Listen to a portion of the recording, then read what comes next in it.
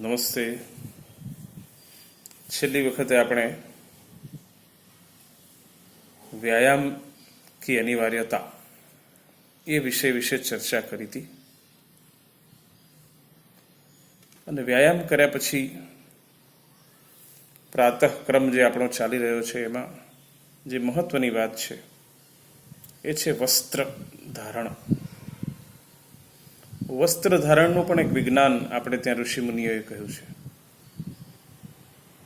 અને એમણે કહ્યું છે કે વસ્ત્ર શા માટે ધારણ કરવાના, તો લોકલજ્જા નિવારણાર્થે વસ્ત્રોપવસ્ત્રમ સમર્પયામિ. સ્વાભાવિક ક્રમમાં તો મનુષ્યને ભગવાને બધા પ્રાણીઓની જેમ જ નિર્વસ્ત્ર જન્મ આપ્યો, પરંતુ મનુષ્યએ પોતાના શરીરના રક્ષણ માટે અને લજ્જાના નિવારણ માટે આ બે હેતુથી વસ્ત્રોની રચના કરી. હવે આપણે વસ્ત્ર કેવા પહેરવા વર્તમાન સમયમાં જોઈએ છે તો વિવેક શૂન્યતા વધતી જાય છે. બાકી આમ તો કહ્યું છે કે યસ્ય દેશસ્ય યો જંતુ, જે દેશનું જે પ્રાણી હોય, જે ક્ષેત્રનો જે પ્રાણી હોય, ત્યાં જેવું વાતાવરણ હોય, જેવી અનુકૂળતા હોય એ પ્રકારે એની જીવનચર્યા હોવી જોઈએ. તો વર્તમાન વસ્ત્રોની સ્થિતિ શું છે આપણે જોઈએ છીએ. તો લોકલજ્જાનું નિવારણ થાય છે કે લોકોમાં લજ્જા ન રહે એવી સ્થિતિ છે. વર્તમાન સમય જે ચાલી રહ્યો છે એમાં જે પ્રકારના વસ્ત્રો બની રહ્યા છે, પસંદગી થઈ રહી છે, આપણે પહેરી રહ્યા છીએ, એમાં ભારતીયતા દેખાતી નથી. સ્વાભાવિક ક્રમમાં આપણો દેશ ઉષ્ણકટિબંધમાં આવેલો છે, એટલે વર્ષમાં લગભગ 8 મહિના સુધી તો અહીંયા વાતાવરણ ઉષ્ણ રહે છે, ગરમ રહે છે. એટલે વસ્ત્રો ખુલ્લા પહેરવાની આવશ્યકતા છે, ઢીલા વસ્ત્રો પહેરવાની આવશ્યકતા છે. શરીરને એકદમ ચુસ્ત હોય આ પ્રકારના વસ્ત્રોની આવશ્યકતા નથી.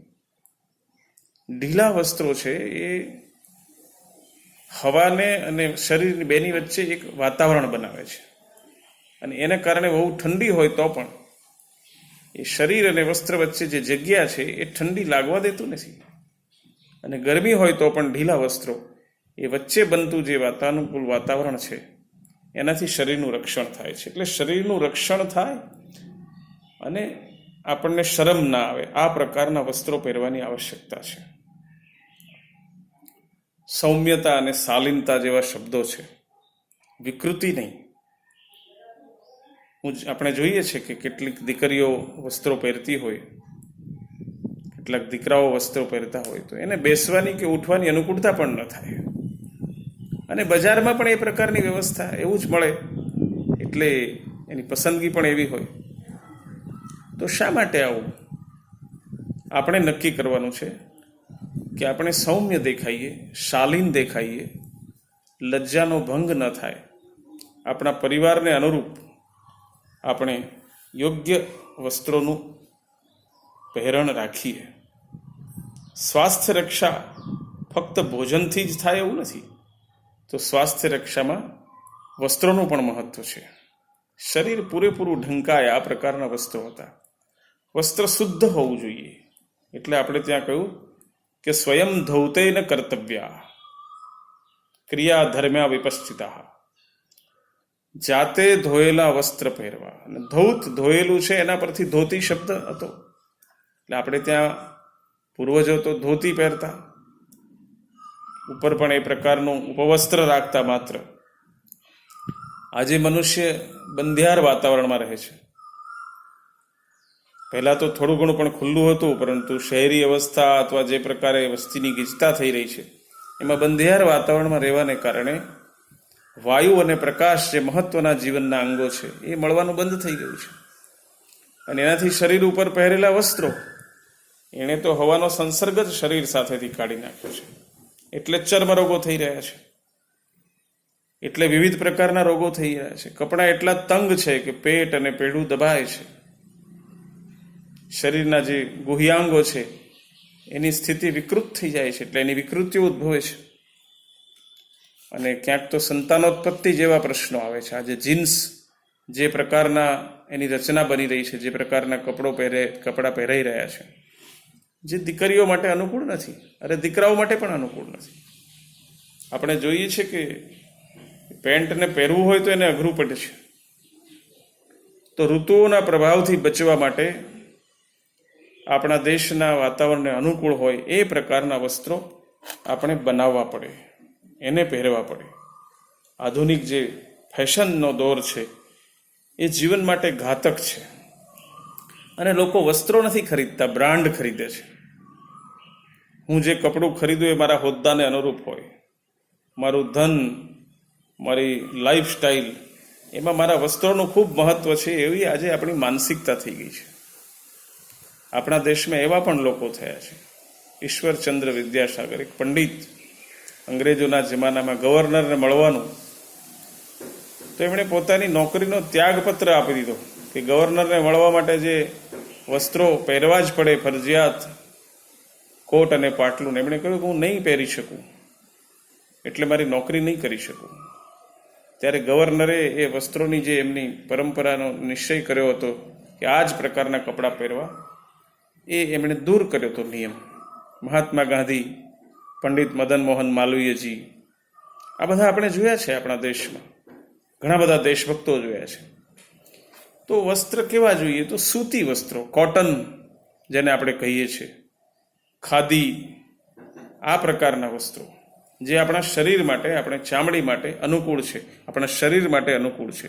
બાહ્ય વાતાવરણ, એની ગરમી, એમાંથી શરીરમાંથી થતો પરસેવો, આ બધાથી આપણને બચાવે અને હવા અંદર બહાર અવર જવર કરી શકે. બહુ ઝીણા વસ્ત્રો પણ નહીં, બહુ જાડા પ્રકારનું કપડું પણ નહીં, એવા પ્રકારના વસ્ત્રો અસ્વાભાવિક ન લાગવા જોઈએ, અસ્વાસ્થ્યકર અને અરુચિકર ન લાગવા જોઈએ, એવા કપડાં આપણે ખરીદવા જોઈએ. આજે બાળકોની માતા પિતા જેવો આગ્રહ રાખે છે, બેટા તું આવું કપડું લે ને, બધા લોકો આવું લે છે તો આપણે પણ આવું લઈએ. એવું નથી. ખરેખર આવશ્યક શું છે, ખરેખર કેવા પ્રકારનો પહેરવેશ હોવો જોઈએ, એનો વિચાર આપણા દેશ, આપણો કુટુંબ, આપણો પરિવાર એ પ્રકારે હોવું જોઈએ. ફિલ્મી સજાવટ અને ફિલ્મી આકર્ષણ, વિદેશી આકર્ષણ, એ ફેશનનો દોર માણસને એવો વિકૃત બનાવે છે અને 50-100 લોકો અમુક પ્રકારનું કપડું પહેરેલા વ્યક્તિને જુએ, એના મનમાં જે ધારણા કરે, વ્યક્તિમાં એવી અસર ઊભી થાય છે. અને એમાંય વ્યક્તિ જો પોતાને મનથી એવો પ્રકારનો હોય તો પછી એમાં પૂછવું જ શું? એટલે આપણે ફરી એકવાર ધ્યાન રાખીએ, વસ્ત્ર કેવા હોય તો શરીર રક્ષા કરી શકે, સાદગીપૂર્ણ હોય, બહુ જ ઝગઝગાટ રંગોવાળા ન હોય, મોટાભાગે ઉજળા રંગો હોય, શ્વેત પ્રકારના રંગો હોય, આછા રંગો હોય, બહુ શ્યામ અથવા બ્લુ આ પ્રકારના ભૂરા રંગો ન હોય, તો ગરમીથી બચી શકાય, વિવિધ પ્રકારના જીવજંતુઓથી બચી શકાય, લોક મર્યાદાનું રક્ષણ થાય. તો આ આપણું વસ્ત્ર વિજ્ઞાન છે, જેની આપણા ઋષિમુનિઓએ વાત કરી છે. આપણે ફરી એકવાર આપણે નિશ્ચિત કરીએ, સમાજમાં કોઈકે તો ઊભા રહેવું પડશે ને. સમાજમાં જે જુદા જુદા પ્રકારના ખોટા આકર્ષણો છે, એ આકર્ષણોથી બચીને આપણે આપણી જે પરંપરા છે એનું રક્ષણ કરનાર લોકો છીએ. આપણું કુટુંબ એનું રક્ષણ કરનાર એવું એક કુટુંબ બને. અને એટલા માટે શરીરના જે 5 મહત્વના તત્વો છે, જેમાંથી શરીર બન્યું છે, એ 5 તત્વોના રક્ષણ માટે આપણે આપણા દેશને અનુરૂપ, ભારતીય સંસ્કૃતિને અનુરૂપ અને આપણી સનાતન સંસ્કૃતિને અનુરૂપ એવા સ્વચ્છ, ધોયેલા અને અત્યંત પવિત્ર, ખૂબ ઓછી કિંમતના અને કોઈ બ્રાન્ડ વગરના એવા વસ્ત્રો પહેરવામાં જરાય નાનપ ન રાખવી. અસ્તુ. નમસ્કાર. ધન્યવાદ.